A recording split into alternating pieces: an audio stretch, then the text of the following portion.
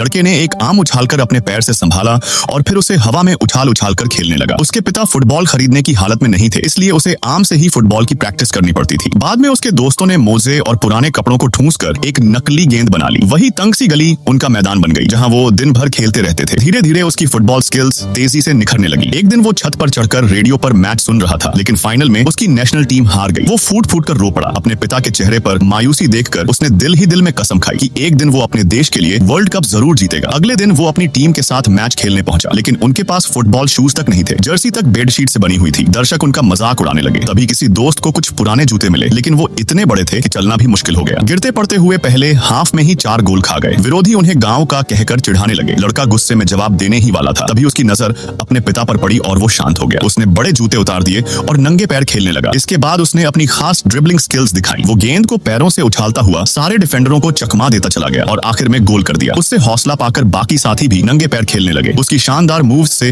वो बार बार डिफेंडरों को पार करता रहा और गोल करता रहा। भले ही मैच वो हार गए, लेकिन उनकी कला ने दर्शकों की तालियां जीत ली। मैच के बाद एक स्काउट ने उसके पिता को अपना कार्ड दिया। 3 साल बाद वो एक क्लब में शामिल हुआ, लेकिन वहाँ खुश नहीं था। कोच यूरोपियन स्टाइल फुटबॉल सिखाता था और उसकी नेचुरल ड्रिबलिंग पर रोक लगा देता था। उससे लगता जैसे उसके पैरों में बेड़ियां डाल दी गई हो। वो एक भी गोल नहीं कर पाया। निराश होकर वो क्लब छोड़कर स्टेशन चला गया।